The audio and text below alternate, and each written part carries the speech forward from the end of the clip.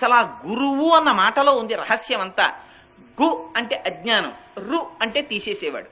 గు అన్న అజ్ఞానాన్ని రు తీస్తాడు కాబట్టి ఆయనకి గురువు అని పేరు. ఆ గురువు యొక్క రుణం ఏమిచ్చి తీర్చుకోలేవంది శాస్త్రం. ఎవరికైనా ఏదైనా బహుమతినిచ్చానను, ఏదో ఒక వాళ్ళకి నేను ఉపకారం చేశాను అని అను, కానీ గురువుకి నేను ఈ ఉపకారం చేశానని కానీ గురువుకి నేను ఇటువంటిది పెట్టానని కానీ అనకు అంది. అందుకే వ్యోమవత్ వ్యాప్త దేహాయ దక్షిణామూర్తయే నమః అన్నారు. గురువు గారికి బట్టలు పెట్టామండి మేము అంటారేమో, గురువు అంటే ఆకాశం అంతటి వాడు. ఆయనకి నేయగలిగినటువంటి పంచల చాపులు నేసే శాలెవాళ్లు పుట్టలేదు ఇంకా. అందుకని అటువంటి మహానుభావుడికి నువ్వు ఏమిచ్చి రుణం తీర్చుకుంటావు? ఒక్కటే ఒక్క పద్ధతి దానికి. 5 జ్ఞానేంద్రియాల్ని 5 కర్మేంద్రియాల్ని 10ంటిని కలిపి 11వదైన బుద్ధిస్థానపు శిరస్సుని కలిపి ఈ 2 చేతులని శిరస్సుని కలిపి వారి ముందు ఇలా వంచి నమస్కరించు. అలా నమస్కరించకపోతే ఆ పాపము కట్టి కుడుపుతుంది. గురువు సామాన్యమైన వాడు కాదు. ఎందుకంటే మనకి 3 అపచారాలు ఉంటాయి: భగవదపచారము, భాగవతపచారము, అసహ్యాపచారము అని. భగవతపచారం అంటే దేవాలయానికి వచ్చి దేవాలయంలో గోడలకి వీపాంచి కూర్చోవడం, గడపల్ని తొక్కడం. ఆ గడపలు సాక్షాత్తుగా మహాపురుషులు దేవాలయంలో గడపలై వస్తారు రోజు భగవద్ దర్శనం చెయ్యాలని. కులశేఖర ఆళ్వారు వారు ప్రార్థన చేస్తే తిరుమలలో మొట్టమొదటి గడప అయ్యారాయన. అందుకే దానికి కులశేఖర ఆళ్వార్ పడి అని పేరు ఆ గడపకి. అందుకని వాళ్ళు గోడలై, వాళ్ళు అరుగులై, వాళ్ళు గడపలై ఉంటారు. వాళ్ళకి వీపు లాంచి కూర్చోవడం, దేవాలయంలో లౌకిక ప్రసంగాలు చేయడం, ఇవన్నీ భగవతపచారాలు. కానీ తెలియక చేసిన దాన్ని మళ్ళీ భగవంతుడి దగ్గరికి వెళ్ళి నమస్కరిస్తే ఆయన క్షమిస్తాడు. భాగవతపచారం అని ఉంటుంది. అంటే భగవంతుడే మాకు సర్వస్వమని నమ్ముకుని నిస్వార్థంగా భగవంతుణ్ణి సేవ చేసేటటువంటి భక్తుల్ని అధిక్షేపిస్తే దాని వల్ల వచ్చే పాపాన్ని భగవంతుడు కూడా క్షమించాడు. మళ్ళీ భాగవతులే క్షమించాలి. 3వది అసహ్యాపచారం. అసలు ఇది ఎవ్వరూ ఎప్పుడూ ఎన్నడూ చెయ్యకూడని పని. ఇది గురువుల పట్ల చేసేటటువంటి అపచారం. ఈ అపచారం కొన్ని కోట్ల కోట్ల జన్మలు కట్టి కుడిపేస్తుంది. అంత ప్రమాదకరమైనటువంటి అపచారం. గురువంటే నిస్వార్థమైనటువంటి వ్యక్తి. ఇవాల్టి రోజున అయితే ప్రతివాణ్ణి మా గురుగారు అని పిలవడం అలవాటైంది. కానీ గురువు అన్న మాటకి విశేషమైనటువంటి పవిత్రత ఉంది. దానికి ఒక గురువు ఉంది. ఆ గురువు గురించి ఏకంగా గురు గీత ఉంది. ఆ గురువులు ఎన్ని రకాలుగా ఉంటారు: సూచక గురువు, వాచిక గురువు, బోధక గురువు, పరమ గురువు, నిషిద్ధ గురువు అని 5 గురువుల్ని చెప్పింది శాస్త్రం. అందుకని అటువంటి గురువుని, అందుకే మనకి ప్రార్థనా శ్లోకం కూడా గురు బ్రహ్మ, గురు విష్ణు, గురుర్దేవో మహేశ్వర, గురు సాక్షాత్ పరబ్రహ్మ, తస్మై శ్రీ గురవే నమః. మత్తూరు నుంచి ఒకసారి శారదాపీఠానికి ఒక సంస్కృత పండితుడు వచ్చాడు. ఆయనకు అసలు సంస్కృతం తప్ప ఇంకో భాష తెలియదు మాట్లాడడం. ఆయన ఈ ఒక్క శ్లోకాన్ని 2 గంటలు వ్యాఖ్యానం చేశాడు సంస్కృతంలో. ఆశ్చర్యపోయాను, నిజంగా అందులో అన్ని భావాలు ఉన్నాయా అని. గురువు బ్రహ్మ, గురువు విష్ణువు, గురువు మహేశ్వరుడు, గురువు పరబ్రహ్మ, గురువుని మించిన వాడు లేడు. అందుకని గురువుకి చేసిన నమస్కారానికి పరమేశ్వరుడు పొంగిపోతాడు.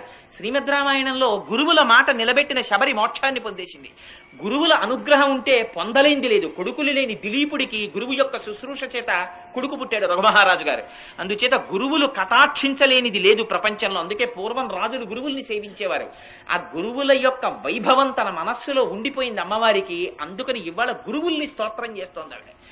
పైకి మేఘం, ఆంతరమునందు గురువు. ఆ గురువు చేసేదేమిటి? అందరిలా తాను లౌకికమైనటువంటి భోగమును అపేక్షించడు. సమస్త అందుకే మహాత్ముల గురించి భగవద్గీత చాలా ఆశ్చర్యకరంగా మాట్లాడింది. యానిషా సర్వభూతాని తస్యా జాగ్రత్త సంయమి, యస్యా జాగ్రత్త భూతాని సానిషాహ పశ్చతో మునీహి అంది. అందరూ చీకట్లో ఉంటే ఆయన వెలుతురులో ఉంటాడు. అందరూ వెలుతురులో ఉంటే ఆయన చీకట్లో ఉంటాడు. అందరూ విషయ ప్రపంచంలో లంపటమైపోయి సంసారములో మగ్నులైపోతే ఆయన ఒక్కడు పరమాత్మ గురించి ఆలోచించుకుంటుంటాడు. ఆయన పరమాత్మ యొక్క గుణ విభూతులలో లయమైపోయి ఉంటాడు. అందరూ సామాన్య ప్రపంచంలో పుట్టి పెరిగి లయమైపోతుంటే ఆయన ఒక్కడు భగవంతుని యొక్క గుణములను అనుభవిస్తూ వాటిని పంచిపెడుతూ జీవితాన్ని గడుపుతుంటాడు. అందుకని గురువు యొక్క జీవితమే త్యాగం. అందరిలా ఆయన జీవితాన్ని ఆయన గడపడు. ఆయనకి ఎప్పుడు భగవంతుని గురించినటువంటి ఆలోచన. ఆయన ఏం చేశాడు? అందరూ బయటనున్న నీరు తాగుతున్నారు, ఆయన సముద్రంలో మధ్యలో ఉన్న నీరు తాగాడు. అసలు సముద్రపు టొడ్డుకి వెళ్లి నీరు తాగడమే మహా కష్టం. ఎందుకని? కటిక ఉప్పు ఆ నీరు. బయట లౌకికమైనటువంటి ప్రపంచములో ఉన్న విషయ సుఖములను అనుభవించడం ప్రతివాడికి హాయే. కానీ ఆ తీపి వెనకాతల విషం ఉంటుంది, విషయంలో విషం ఉంది, కానీ ఈ ఉప్పులో అమృతం ఉంది. అందుకని గురువు కారణజన్ముడు. ఆయన చాలా క్లేశపడి గహనమైనటువంటి సముద్రం మధ్యలోకెళ్ళి కడుపు నిండా తాగుతాడు. అంటే అనంతమైనటువంటి వేదరాశిని, ఉపనిషత్తుల్ని, అష్టాదశ పురాణాల్ని, అనేక విషయాల్ని గురువులకి శుశ్రూష చేసి తాను కష్టపడి పఠించి సంతతము వాటిని మనసులో మననము చేసుకుని వాటి యందే పరిశ్రమ చేసి వాటినే అనుభవించి మనస్సులో భావములు తిష్ట వేసి ఉంటాయి. అంతగా వాటినన్నింటినీ తాను అధ్యయనము చేసి వాటిని తీపి అయినటువంటి నీటిగా మారుస్తాడు. ఎంత తీయగా మారుస్తాడంటే పక్షీచ శాఖానిలయ ప్రహృష్ట పునః పునశ్చోత్తమ శాంతవాది సుస్వాగతాం వాచ ఉదీరయాన. ఆయన పక్షి.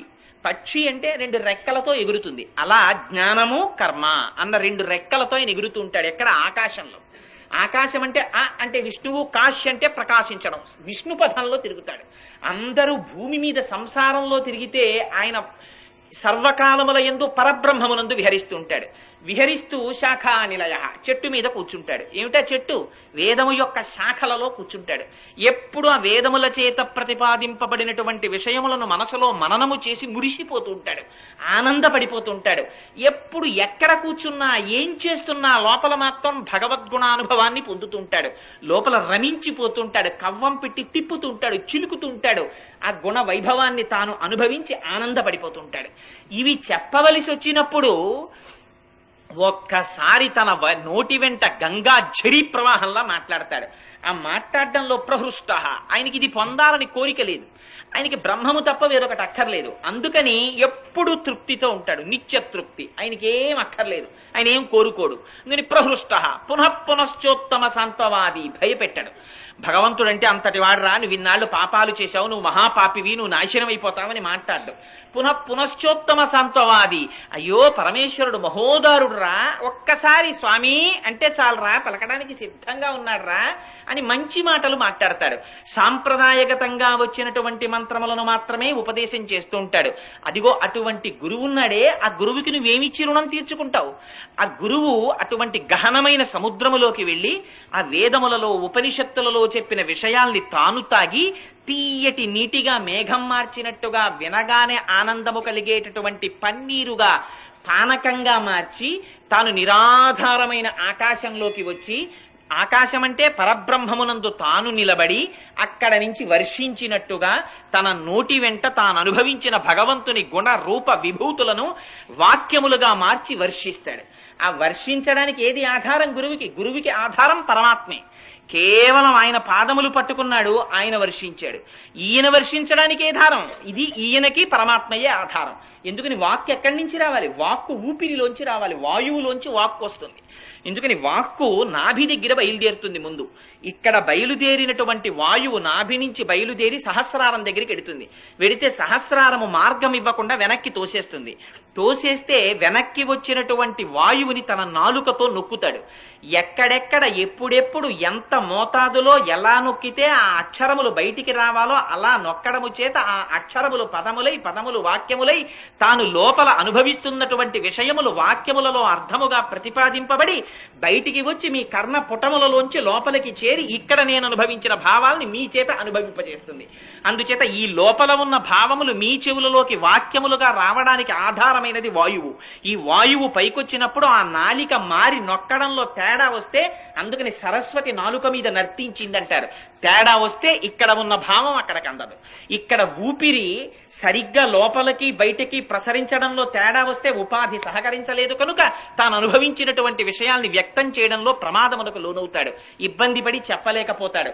అందుకని ఈయన దేని మీద ఆధారపడ్డాడు? వాయువు మీద ఆధారపడ్డాడు. ఆ వాయువు ఎక్కడుంటుంది? సర్వవ్యాపకం. అనంతమై సర్వవ్యాపకమైనటువంటి వాయువు మీద తానాధారపడినట్టే గురువు కూడా సర్వకాలముల యందు భగవంతుణ్ణి ఒక్కనే ఆధారంగా చేసుకుంటాడు తప్ప ఆయనకి ఇతరములు ఆధారములు కావు. అందుకని సముద్రములోకి వెళ్ళి ఆ నీటిని తాగి తీయటి జలములుగా మార్చి ఎక్కలేక ఎక్కలేక నిండు గర్భిణి నాచు పట్టిన నేల మీద నిండు బిందెని చంకలో పెట్టుకుని నడిచి వెళ్ళినప్పుడు ఎంత జాగ్రత్తగా అడుగు తీసి అడుగు వేస్తుందో అంత జాగ్రత్తగా అడుగులు వేసి పైకెక్కుతట. ఎందుకని? తాను తరించని వాడు వేరొకల్ని తరింప చెయ్యలేడు. తన ప్రవర్తనలో తేడా వచ్చిందా, అన్యోపదేశ వేళాయాం సర్వే వ్యాసపరాశరాహ. నాలాంటి వాడు ఉన్నాడు అనుకోండి, మీకు చెప్పమంటే అమాయకులు కనుక రాత్రి 12 వరకు చెప్తాను. కానీ మహాపురుషుల స్థితి అది కాదు. ముందు తమ ఆచరణని దిద్దుకుంటారు, తమ నడువడి దిద్దుకుంటారు. అందుకని అడుగు తీసి అడుగు వేస్తే చాలా జాగ్రత్తగా ఉంటారు. అందుకని చాలా జాగ్రత్తగా మెల్లమెల్లగా తాను మెట్లెక్కి విష్ణు పథంలో విహరిస్తాడు. విహరించి వారు అడిగారని వీరు అడగలేదని లేకుండా మేఘము ఎలా వర్షించిందో అలా ఎవరైనా కనపడి ఏమండి అని అడగడమే తరువాయి వర్షించేస్తాడు. ఎందుకని వర్షించడానికి విద్య కంఠగతం, తన హృదయమునందు అనుభవింపబడి ఉంది. అందుచేత నోటి వెంట జరి కింద ప్రవహిస్తుంది. ప్రవహించి కురిపించేస్తాడు ఆ వర్షాన్ని. ఆ వర్షము పడేటప్పుడు ముఖ్యంగా వర్షజలం ఎక్కడ తేలిపోతుంది, బాగా లోతైనటువంటి ప్రాంతములకు వెళ్ళి నీరు నిలబడుతుంది. గురువులు చేసినటువంటి ఉపదేశముల వల్ల ఎక్కువ ప్రయోజనాన్ని పొందేది ఎవరో తెలుసా? అప్పటి వరకు భగవంతుని పట్ల ఆభిముఖ్యము లేని వారు ముందు ప్రయోజనాన్ని పొందుతారు. అరే రే ఇన్ని మాటలు చెప్తున్నాడు రా, మనం కూడా వీళ్ళొక నమస్కారం చేస్తే తప్పేమిటి దేవాలయానికి అని ఆయనలో మార్పు వచ్చింది. అందుకని బాగా అప్పటి వరకు హీన సంస్కారముతో ఉండిపోయి సంసార మగ్నులైన జీవులు తరిస్తున్నారు. అందుకని లోతైన ప్రాంతములలోకి వెళ్లి వర్షపు నీరు నిలబడుతోంది. ఆ మేఘము వచ్చి వర్షించలేదనుకోండి, ఆకాశంలో వర్షించకపోతే అనేక రకములైనటువంటి రోగములు ప్రబలిపోతాయి. అన్నిటినీ మించి మనకి వేసవికాలం వస్తుంది. ఎంత తాపం అంటే ఎప్పుడు వస్తుందా వానాకాలం, ఎప్పుడు వస్తుందని ఎదురు చూస్తాం. చూడగా చూడగా వర్ష ఋతువు వచ్చి సాయంకాలం ఆకాశం నల్లని మేఘములతో నిండిపోయి కృతకముగా చీకటి ఏర్పడి తళుక్కున మెరుపు మెరిసి వాన ప్రారంభమైందనుకోండి, ఎంత సంతోషమో, లోపల ఈ తాపం చల్లారిపోతుంది. అలా మహాపురుషులైనటువంటి వారు తీర్థయాత్రలనేటటువంటి మిషపెట్టుకుని, శిష్యుల దగ్గర సంచారం అనేటటువంటి మిషపెట్టుకుని వారు అన్ని ప్రాంతములను వారు కష్టపడి వారు పర్యటించి, ఎందుకని వారు కోరుకునేటటువంటిదేం లేదు. ఒక్కొక్క మహాపురుషుడు పడేటటువంటి కష్టాలు చూస్తే ఆశ్చర్యపోతాం. కాకినాడ వస్తుంటారు ఒక మహాపురుషుడు, ఒక ఆయన ఉన్నారు. ఆయనని పరీక్ష చేసింది ఆంధ్ర యూనివర్సిటీలో ఉన్నటువంటి ఒక ఆవిడ భోజనానికి పిలిచింది, భిక్షకి పిలిస్తే ఆయన వెళ్ళారు. విడితే ఇన్ని చెప్తున్నారు కదా, సన్యసించారు కదా, ఈయన యొక్క గొప్పతనం ఏమిటో చూడాలనుకుంది. పచ్చి క్యాబేజీ తరిగి విస్తట్లో పెట్టింది. పెట్టి స్వామి స్వీకరించండి అంది. ఆయన చాలా సంతోషంగా, ఆ మనస్సులో మార్పు ముఖంలో కనపడకూడదు. ప్రహృష్ట, మనకి కష్టం కష్టం, సుఖం సుఖం, వాళ్ళకి ఎప్పుడు అన్ని పరమాత్మయే. ఇది చాలా ఆశ్చర్యకరమైనటువంటి విషయం. అందుకని మహాత్ముల్ని పొగడకపోతే పీడాపోయేది. మహాత్ముల్ని చిన్న చూపుడడం, మహాత్ములు తక్కువ చేసి మాట్లాడడం ప్రమాదకరం.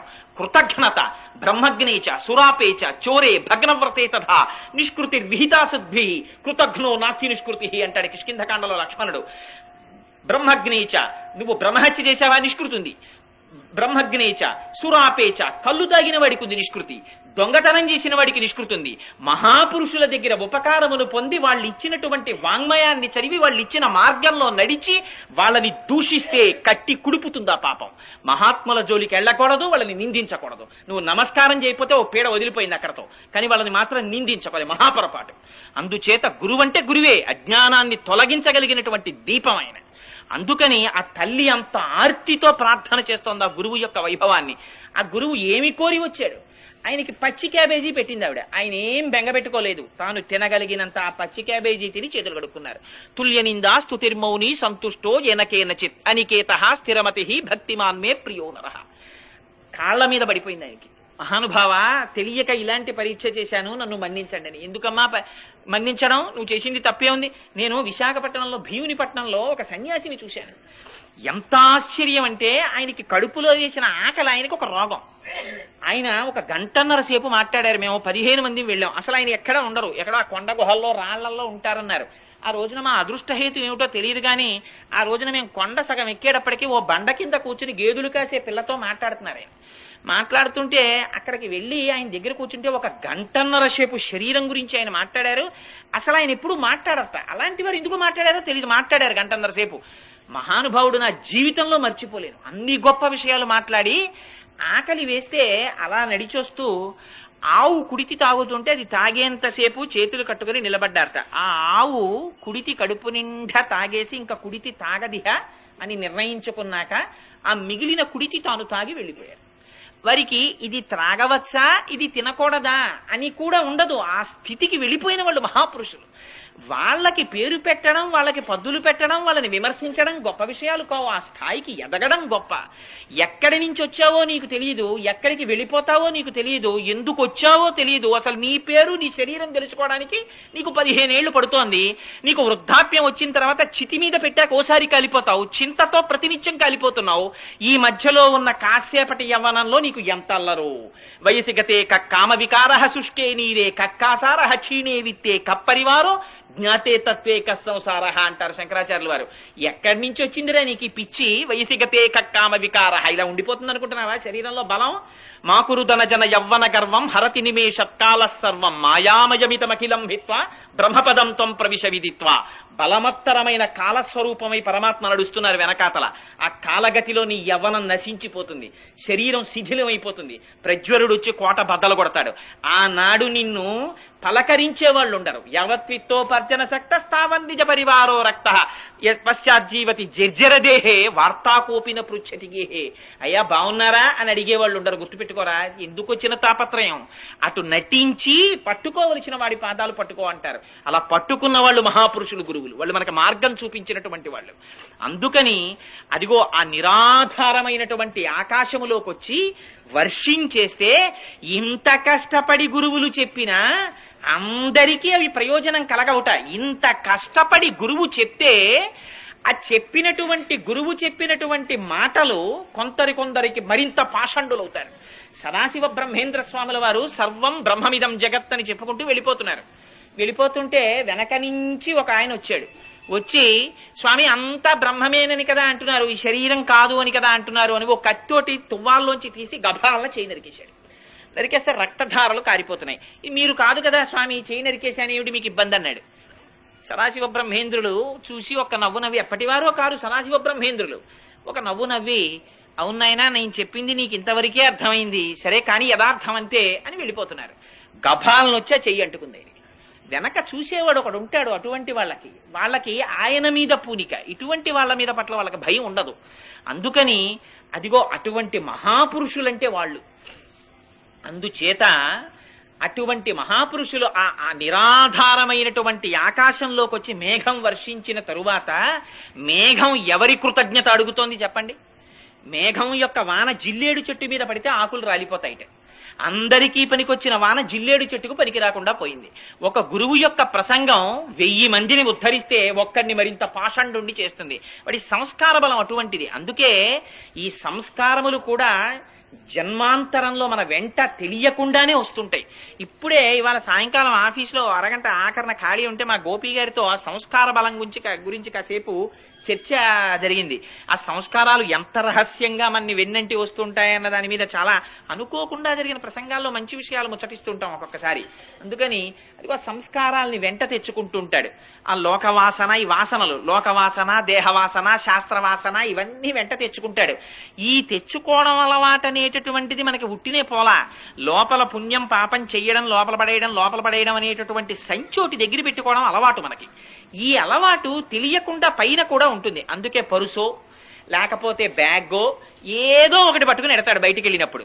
ఏదీ లేదనుకోండి, ప్యాంటుకే జేబు. ఇవన్నీ బహుశా లోపల వాసనల బలాలే వీటికి కూడా అలవాటు పడి వస్తుంటాయి మనతోటి. ఇవన్నీ తెలియకుండానే అందులో వేసుకుని పట్టుకెడుతుంటాడు ఈ సంచితోటి.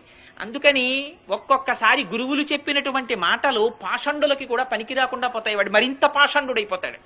అందుచేత అలా వర్షించినటువంటి మేఘం, ఏమర్రా మీరు ఇన్నాళ్ళ నుంచి దాహంతో అలమటించిపోతున్నారు, ఒక్క చుక్క నీరు లేదు, పంటలు పండట్లేదు, అటువంటప్పుడు నేను సముద్రంలో నీళ్లు తాగి ఇంత కష్టపడి పైకొచ్చి వర్షించాను.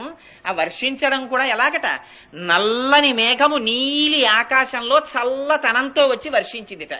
ఆ నల్లతనం చల్లతనం ఈ రెండు వాళ్ళకి ఆ మేఘం వెనకాతల గోపికలకి పరమాత్మ లక్షణాలు కనపడుతున్నాయి. గురువులో భగవంతుణ్ణి దర్శనం చేస్తారు. అందుకే గురువుకి పాదపూజ వచ్చింది, ఆ గురువుని స్తుతించడం వచ్చింది, గురువుని ఉపాసన చేయడం అన్నది వచ్చింది. అందుచేత ఆ గురువులో ఆ మేఘంలో వాళ్ళకి పరమాత్మని దర్శిస్తున్నారు. అంతటా భగవంతుణ్ణి చూడండి, ఆ మేఘం నల్లగా ఉంటుంది, చల్లగా ఉంటుంది. నీలం అనంతత్వానికి గుర్తు. అందుకని శ్రీ మహావిష్ణువుని నీలమేఘ సంకాశమైనటువంటి దేహమున్నవాడంటారు. అంటే అనంతమైనటువంటి వాడు అని పేరు ఆయనకి. ఆ నల్లతనం, ఆ చల్లతనం, ఈ రెండు పిలిస్తే పలకడానికి సిద్ధంగా ఉండేటటువంటి ఆయన కారుణ్యమునకు గుర్తు. ఆ మేఘం వచ్చింది, వర్షించింది, అందరూ ప్రయోజనాన్ని పొందారు, సుఖంగా ఉన్నారు, దాహం తీర్చుకున్నారు. అయ్యో మేఘమా, ఇంత కష్టపడి వచ్చావా, మా అందరికీ వాన ఇచ్చావా, చాలా థ్యాంక్స్ అని ఎవరమైనా చెప్తున్నామా? వానకి, మేఘానికి ఎవ్వరం కృతజ్ఞత చెప్పక్కర్లేదు. కానీ అంతా వర్షించేసిన తరువాత అమ్మయ్యా నేను వీళ్ళని ఆదుకున్నానని మనసు చల్లబడిపోయి దూది పింజంత తేలికైపోయి, ఒకరు అడిగారని చూడకుండా, అడగలేదని చూడకుండా తేలిపోయి తొందరగా వెళ్ళిపోతుంది ఆ తెల్లటి మేఘం కురిసేసిన తరువాత. ఎంతటి కృతజ్ఞతాభావమో చూడండి. వీళ్ళు అడిగారా, వీళ్ళు అడగలేదా, వీళ్ళకి చెప్పడమా, వీళ్ళకి చెప్పకపోవడమా, వీళ్ళకి కొన్ని చెప్పడమా, వీళ్ళకి కొన్ని చెప్పకపోవడమేమా, వీళ్ళు సంభావన తీస్తారు. ఇవి గురువులు చూడరు. గురువు అంటే వ్యాప్తిం పొందక వగవక ప్రాప్తంబగు లేశమైన 10,000 తృప్తిం చందని మనుజుడు సప్తద్వీపములనైన చక్కంబడునే. ఇంత తృణం కనబడితే చాలు, అబ్బో పరమేశ్వర కటాక్షం అని పొంగిపోయేటటువంటి ప్రహృష్ట, లోపల ఎప్పుడు పొంగే ఆనందమే. వాళ్ళకి ఆర్తి ఉండదు, ఆర్తి ఉంటే వాడు తేనిటీగా. అందుకని అదిగో అటువంటి స్వభావం ఉన్న గురువు ఆ జ్ఞానాన్ని వర్షించేసి అమ్మయ్యా 4 మంచి మాటలు చెప్పేశానని సంతోషంగా లేచి వెళ్ళిపోతాడు. ఆ వెళ్ళిపోతున్నటువంటి గురువు వర్షించేసి వెళ్ళిపోతున్న తెల్లని మేఘం లాంటి వాడు. ఆ మేఘం ఏం కృతజ్ఞత అడిగింది, ఈయన ఏ కృతజ్ఞత అడిగాడు? ఇద్దరూ కృతజ్ఞత అడగారు. అంతటి మహానుభావుడు అయ్యా నువ్వు, నీకు మేమేమిచ్చి సత్కరిస్తాం? అందుకే రుక్మిణీదేవి అంటుంది, జలదాతాక్షను తోడి తెచ్చితివి నా సందేశముని చెప్పి నను నిలువం పెట్టితివి, నీ కృపన్ బ్రతికితిన్, నీకన్న పుణ్యాత్మకులు కలరే, దీనికి నీకున్ ప్రత్యుపకృతిం చేయంగా నేనేరా, అంజలి ఘటించదభూసురాన్వయమణి సద్బంధు చింతామణి. ఆయన చింతామణి లాంటివాడు, ఆయన ఏమివ్వలేడు గురువన్నవాడు. అందుకని అటువంటి మేఘంలా వెళ్ళిపోతాట. ఆ మేఘము వచ్చి వర్షించలేదనుకోండి, అంటువ్యాధులు ప్రబలిపోతాయి, చీడ పీడ వచ్చేస్తాయి.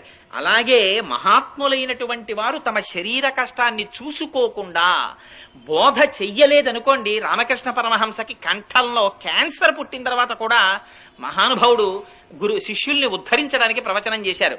రమణ మహర్షికి మోచేతి మీద సర్కోమా పుట్టి రక్తం కారిపోతున్నప్పుడు కూడా శిష్యులకి ఉపదేశం చేస్తూనే ఉన్నారు. ఈ శరీరం గురించి బాధపడిపోయిన వాళ్ళు మహాత్ములు కారు, శరీరము గురించి బాధపడనటువంటి వాళ్ళు. మనకి వాళ్ళకి అంత తేడా ఉంది. కనీసం ఆ భావనకైనా శిరస్సు ఉంచి నమస్కరించద్దు. వాళ్ళు రాకపోతే వాళ్ళు తస్మాత్ జాగ్రత్త. ఎప్పుడైతే క్షామం వచ్చిందో దొంగతనాలు పెరిగిపోతాయి. ఎప్పుడైతే ఇక్కడ ఉపదేశాలు పడలేదో ఇక్కడ దొంగలు పెరిగిపోతే సమాజం నశించిపోతుంది. అంత ఐశ్వర్యం. ఈ ఐశ్వర్యాన్ని ఇవ్వగలిగినటువంటి తనం గొప్పతనం. అందుకే సనాతన ధర్మంలో ఒక విచిత్రం ఉంది. ఆయనకి కోట్లున్నాయి, ఎయిర్ కండిషన్డ్ బంగళాలున్నాయి, ఏసీ రూములున్నాయి, బ్యాంక్ బ్యాలెన్సులున్నాయి.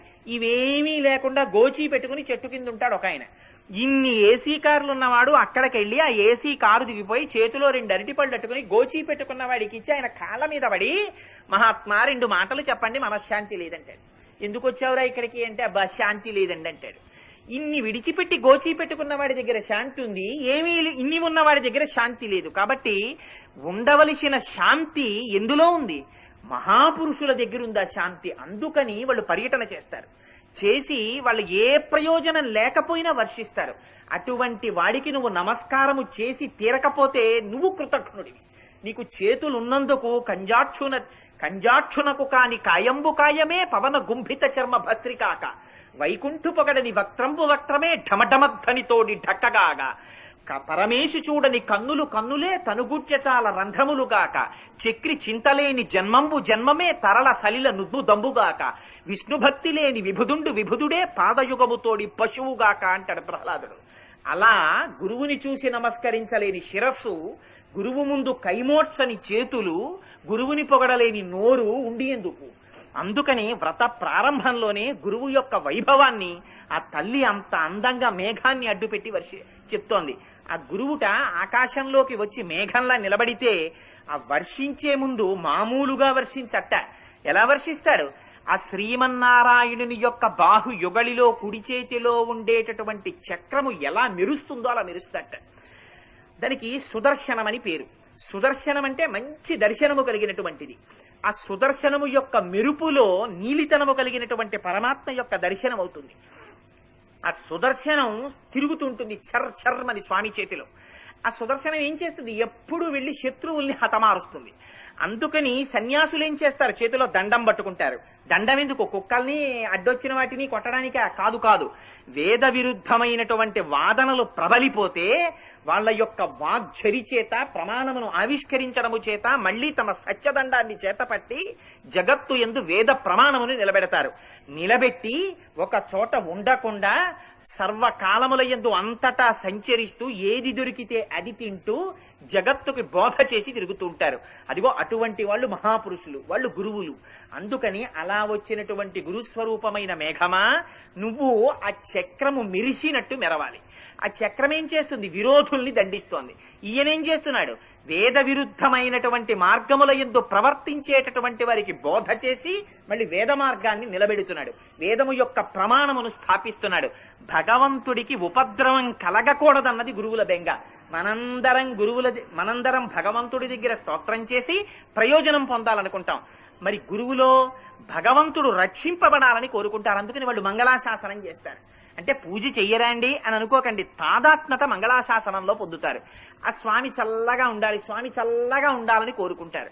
ఆ కోరుకోవడంలో ఉంది ఆ విశాల హృదయం. అందుకని ఆ చక్రంలా మెరవాలి. శంఖం ధ్వని చేసినట్టుగా ధ్వని చెయ్యాలి. శంఖం ఏం చేస్తుంది? ఆయన ఎడమ చేతిలో ఉంటుంది. ఆ శంఖాన్ని చేత పట్టుకుని స్వామి తన పెదవుల మీద పెట్టుకుని తనలో ఉన్నటువంటి ఊపిరిని శంఖములోనికి చొప్పింప చేస్తారు. చేసి నాదము చేస్తే శంఖము పలుకుతుంది. శంఖమా పలికింది? శంఖము వెనకాతల ఉన్నటువంటి పరమాత్మ పలికారా? పరమాత్మ నోటిలోని వాయువు శంఖములోనికి ప్రవేశించి శంఖము ధ్వని చేస్తే శంఖము ధ్వని చేసింది అంటున్నాం. కానీ శంఖము కాదు, శంఖము వెనకాతల ఉన్న పరమేశ్వరుడి ఊపిరి ధ్వనికి కారణం. ఎలా? హనుమ అంటారు సుందరకాండలో, 100 యోజనముల సముద్రాన్ని దాటేటప్పుడు యథారాఘవ నిర్ముక్త శరశ్వసన విక్రమ గచ్చేత్తద్గమిష్యామి లంకాం రవణ పాలితాం అంటారు. ఆ రామచంద్రమూర్తి చేతిలో పట్టుకున్నటువంటి బంగారు కోదండమునందు సంధింపబడి విడిచిపెట్టినటువంటి బాణము అప్రతిహతముగా బయలుదేరి వెళ్లి ఆవలి వేపున ఉన్నటువంటి లక్ష్యము మీద పడకుండా ఎలా ఉండలేక విడుతుందో అలా నేను కూడా సీతమ్మ తల్లి దర్శనమును అపేక్షించి లంకాపట్టణాన్ని చేరుకుంటానంటారు. ఆ బలము బాణముదా రాముడిదా? రామ బాణము యొక్క బలము రాముడిది. అలా హనుమ వెళ్లడం వెనకాతల బలం హనుమదా రాముడిదా? హనుమది, రాముడిది. అలా గురువులు కూడా సర్వకాలముల యందు భగవంతుణ్ణి తమలో భగవానుడుండి అంతటా భగవానుడుండి భగవానుడే చేయిస్తున్నాడన్న భావనతో ఉంటారు. అందుకని శంఖము మోగినట్లు మోగుతారు. అదిగో ఆ శంఖము ఆ గోపికలకి చాలా ఇష్టంట. ఇందుచేత అప్పుడప్పుడు చక్రం స్వామి చేతిని విడిచిపెట్టి వెళ్లి విరోధుల్ని సంహరించి మళ్లీ వచ్చి వేలిని పట్టుకుంటుందిట. శంఖమో ఎన్నడూ విడిచిపెట్టదుట. ఎప్పుడు స్వామివారి చేతిలోనే అలంకరింపబడి ఆయన పెదవుల మీదకి వెళ్లి ఆయన యొక్క ఊపిరిని తనలోకి తీసుకుని తాను ధ్వని చేస్తుంది. అదిగో అంత భాగ్యాన్ని ఆ శంఖం పొందింది. వాళ్ళ కోరికేమిటి? తాము కూడా అటువంటి భాగ్యమును పొందాలన్నది కోరికట. ఒక ఆయన ఒక విచిత్రమైనటువంటి ప్రశ్న వేశాడు ఒకప్పుడు. ఆ శ్రీకృష్ణ భగవానుడు రాసలీల చేసేటప్పుడు ఆయన వేణుగానమును విని ఎండిపోయినటువంటి చెట్లు చిగుర్చాయని అంటారు కదా. మరి ఎండిపోయినటువంటి చెట్టులోని ఒక కొమ్మ యొక్క పేడు వేణువు కదా, ఆ వేణువు చిగర్చలేదా అని అడిగాడు. అంటే ఎంత ఆశ్చర్యకరమైన సమాధానమో చూడండి. మహాపురుషులు అన్నారు, ఆ వేణువులోంచి వినిర్ముక్తమైనటువంటి స్వామివారి ఊపిరి వేణునాదముగా వచ్చి విన్నంత మాత్రము చేత ఎండిపోయినటువంటి చెట్టు చిగిరించి మళ్లీ పునర్జన్మని పొందితే ఆయన యొక్క హస్తస్పర్శని పొంది ఆయన పెదవులను తాకి ఆయన ఊపిరిని తనలోకి ప్రవహింపచేసుకుని ఆయన నోటి నుంచి వచ్చినటువంటి ఆ అధరము నుంచి స్రవించినటువంటి లాలాజనము ఆ వేణువులోకి ప్రవహించి అందులోంచి ఊపిరి నాదమై పైకొస్తే మళ్లీ చిగిర్చి పునర్జన్మాది పొందుతుందా? అది మోక్ష స్థితిలో అలాగే ఉండిపోయిందన్నారు. అందుకని వేణువు చిగర్చలేదన్నారు. అందుకని అదిగో అటువంటి స్థితిలో ఆ మహాపురుషులైనటువంటి గురువులు శంఖమునందు వారికి ప్రీతి ఎక్కువ. అందుకని శంఖములా ఉండాలని కోరుకోవడంలో ఉన్న పక్షపాతం అది ఎప్పుడు భగవంతుడు వదలదు. ఆయన ఊపిరి అది పలకడానికి హేతువై ఉన్నది. అందుకని ఆ శంఖంలా నువ్వు ధ్వని చెయ్యాలి, బ్రహ్మాండమంగా గర్జించాలి. గర్జించి ఆ శ్రీమన్నారాయణుడు చేతిలో పట్టుకున్నటువంటి శార్ంగమనేటటువంటి ధనస్సు నుంచి వినిర్ముక్తమైన బాణ పరంపర ఎలా వచ్చి లోకము మీద పడిపోతుందో, ఆ బాణములు ఇంకా పడినప్పుడు విరోధుల మీద పడతాయి. కానీ ఇవాళ ఆ వర్షం వచ్చి పడినప్పుడు అందరికీ ఆనందదాయకం అవ్వాలి. మేము మార్గశీర్ష స్నానం చెయ్యాలి, లోకమంతా ఆనందాన్ని పొందాలి. ఆ శ్రీ మహావిష్ణువు చేతిలోంచి వచ్చేటటువంటి బాణ పరంపర అనుభవించవలసిందే తప్ప దాన్నిట అసలు ఉపమానం పెట్టి చెప్పడం కుదరదుట. దీన్ని రామదాసు గారు అనుభవించారు, మహానుభావుడు.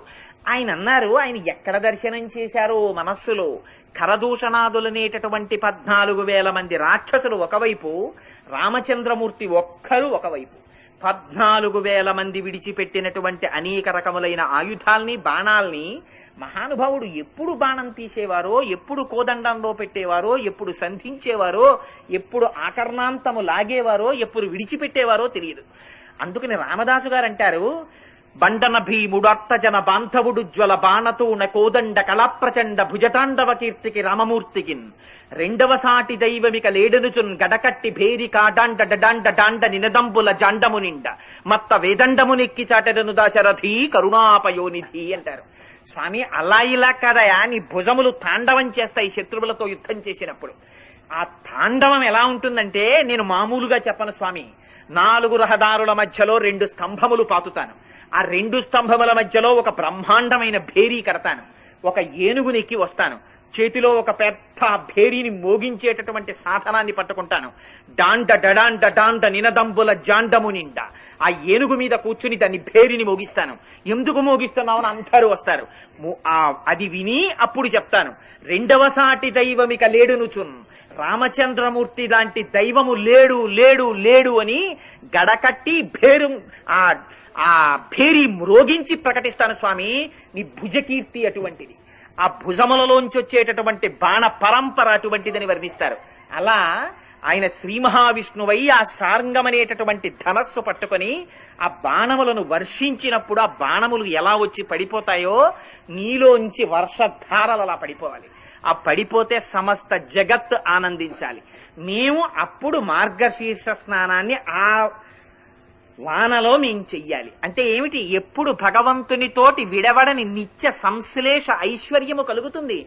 అటువంటి గురువుల యొక్క నోటి వెంట వచ్చిన వాగ్ఝరిలో తడిసిపోయినప్పుడు మనుష్య జీవితంలో మార్పు వస్తుంది. అది భగవంతుడి వైపుకి నడవడానికి ఆభిముఖ్యమునకు మొట్టమొదటి మార్గం అవుతుంది. అందుచేత అటువంటి గురువుల యొక్క పాదములు పట్టి నమస్కరిస్తున్నామని ఆ గురువుల యొక్క వైభవాన్ని స్తోత్రం చేస్తూ, పైకి మేఘమును శాసిస్తున్నట్లు మాట్లాడుతూ, మేఘమును అడ్డుపెట్టి ఆచార్య స్తుతి చేసి, తల్లి గోదాదేవి మహాత్ముల పట్ల మనము ఎలా ప్రవర్తించాలో, వారు గురువులన్న వారు ఎంతటి ఉత్కృష్టమైనటువంటి స్థితిని పొందినవారో మనకి బోధ చేస్తూ ఆ పాశురాన్ని విజ్ఞాపన చేసింది. 2 పాశురములు పూర్తి చెయ్యాలి కనుక మనస్సు కొంచెం బాధపడినా, అయ్యో ఇంతే చెప్పానే అని ఆ పాశురాన్ని అక్కడతో పూర్తి చేసి తరువాతి పాశురాన్ని విజ్ఞాపన చేస్తానమ్మా. ఆ 5వ పాశురాన్ని மன்னு வடமதுரை மைந்தனை தூய பெருநீர் யமுனை துறைவனை ஆயர் குலத்தினில் தோன்றும் அணிவிளக்கை தாயை குடல் விளக்கம் செய்த தாமோதரனை தூயோமாய் வந்து நாம் தூமலர் தூவித் தொழுது வாயினால் பாடி மனத்தினால் சிந்திக்க போய பிழையும் புகுதருவா நின்றனவும் తీయినిల్ తూసాహం చెప్పు ఏలోరెంబావాయ్. ధనుర్మాసం ప్రారంభమైనప్పటి నుంచి పరమ భక్తి శ్రద్ధలతో మా బ్రహ్మశ్రీ అరుణజడాయి గారి ఇంట్లో ప్రతిరోజు ఈ తిరుప్పావై సశాస్త్రీయంగా వాళ్ళు రోజు పారాయణ చేస్తున్నారు. నిజంగా నేను ఆయన్ని పొగడాలని కాదు, ఎంత భాగవత హృదయమో ఒక్కొక్కసారి నేను ఆశ్చర్యపోతా అటువంటి సంస్కారం వస్తుందా అని. ఆయన కొన్నిసార్లు దేవీ భాగవతం లాంటివి, సుందరకాండవి లాంటివి వింటున్నప్పుడు చెప్పేవాళ్ళు ఎంత నియమాలు పాటిస్తారో వింటూ ఆయన అన్ని నియమాలు పాటిస్తుంటారు, భూషయనం చేస్తారు ఇంట్లో. అందుకని అంత భాగవత హృదయం కలిగినటువంటి మహాపురుషులు వాళ్ళ అమ్మాయి కాబట్టి ఆ అమ్మాయికి కూడా అంత భక్తి ఏర్పడింది. ఈ పాశురంలో తల్లి అంటుంది, ఎంత చిత్రమైన మాట అంటుందంటే, గోసంపద ఆ తల్లి అటువంటిది కదా, అందుకనే అది కూడా పరమాత్మ విభూతి. ఆ తల్లి ఈ 5వ పాశురంలో అంటుంది, ఆశ్చర్యకరమైనటువంటి శక్తిని కలిగినటువంటి వాడా, మధురకి నాయకుడు, నిరంతరము భగవత్ సంబంధము కలిగినటువంటి మధురాపట్టణమునకు నాయకుడైన వాడా, లోతై పరమ పవిత్రమైనటువంటి యమునా నది ఒడ్డుని నీకు గుర్తుగా కలిగినటువంటి వాడా, గోపవంశమునందు మంగళదీపముగా జన్మించినటువంటి వాడా, తల్లి యశోద యొక్క గర్భ కీర్తి ప్రకాశించేటట్టుగా దామోదరుడనేటటువంటి పేరుని పొందినవాడా, నీ నామమును కీర్తించడము చేత మా శరీరమునకు పట్టిన పాప రాశి దగ్ధమైపోతుంది. దగ్ధమైపోవడము కాకుండా నీ మీద 4 పువ్వులు విసిరినంత మాత్రము చేత మాకు అపారమైనటువంటి మానసిక వాచిక కైంకర్య భాగ్యమునిచ్చి మమ్మల్ని కటాక్షించేటటువంటి సౌజన్యమూర్తివి అని ఆ పాశురంలో గోదాదేవి శ్రీమన్నారాయణుణ్ణి కీర్తిస్తుంది. ఈ పాశురాన్ని ప్రారంభిస్తూ అమ్మవారు అంటుంది, మొట్టమొదట ఆశ్చర్యకరమైనటువంటి శక్తి కలిగినటువంటి వాడు, అందుకని మాయావి అని పిలిచింది. భగవంతుని యొక్క ఆశ్చర్యకరమైన శక్తి చాలా విశేషమైనటువంటిదిగా కనపడుతుంది. ఎందుచేతనంటే, నేను ఇక్కడ ఉండి ఆఫీసులోనూ ఉండమంటే 2 నాకు కుదరవు. ఏదో ఒక చోట మాత్రమే ఉంటాం పరిచ్ఛిన్నంగా. అది జ్ఞానాన్ని పొందిన తరువాత దాని స్థితి వేరు. కానీ సర్వ ఆత్మస్థితికి ఎదిగినటువంటి మహాపురుషుల యొక్క స్థితి వేరు. కానీ ప్రారంభంలో ఉండేటటువంటి ఉపాసకులు ఒక చోట ఉన్నవాడు వేరొక చోట ఉండలేడు. కానీ భగవంతుడు అలా కాదు, అన్ని చోట్ల ఉంటాడు. ఆయన ఒక చోట ఉన్నాడు, ఒక చోట లేడు అని చెప్పడం కుదరదు. దీనికి గోవింద పట్టాభిషేకాన్ని చూపిస్తారు. ఆయన తన తండ్రి గారైనటువంటి నందుడికి చెప్పాడు, ఇన్నాళ్ల నుంచి మనం ఇంద్రుడికి యాగం చేస్తున్నాం, ఇంద్రుడికి యాగం వద్దు, మనం గోవర్ధనానికి యాగం చేద్దాం పర్వతానికి. అందుకని మీరు ఇంతకు ముందు ఇంద్రుడికి యాగం చేసినప్పుడు ఎటువంటి పదార్థములను తయారు చేశారో ఆ పదార్థములని తయారు చేసి గోవర్ధనం మీద పొయ్యండి, ఆ గోవర్ధనం తింటుందన్నాడు. అంటే సరే, ఏదో పిల్లాడు చెప్తున్నాడు అలాగే చేద్దామని వాళ్ళకి కృష్ణుడు అంటే మక్కువ. అందుకని ఆ పదార్థాలన్నీ వండారు. కూరలు, పచ్చళ్ళు, పులుసులు, పులిహార్లు, చక్ర పొంగళ్ళు, బూర్లు, గార్లు అన్నీ తీసుకెళ్లి కొండ మీద పోశారు. పోసి రండి మనందరం కొండకి ప్రదక్షిణం చేద్దాం, మీరు ఇన్నాళ్ళు ఇంద్రుడికి యాగం చేస్తున్నారు, ప్రత్యక్షంగా తింటున్నాడో తినలేదో మీరు చూడలేదు, కానీ ఇవాళ ప్రత్యక్షంగా ఆయన తినడం మీకు చూపిస్తాను చూడండి అన్నాడు. అని పాటించి గాన విద్య పాటవమున తేరుదెక్కి బహుతానములన్ పాటల గంధులు కృష్ణుని పాటలు పాడిరి విరోధి పాటనుడనుచున్నారు అన్నారు పోతన గారు. పొగరెక్కిన మూపురములు తెగగలవా లములు చేయిల దేహంబులు భూ గగనములు మించురంకెలు మిగుల మెలసి ధేనుగణము మెల్లన నడిచెన్నని ఆ కృష్ణ పరమాత్మ గోపబాలురు, ఆవులు, దూడలు, ఆబోతులు, ఎద్దులు అన్నీ ప్రదక్షిణం చేస్తున్నాయి.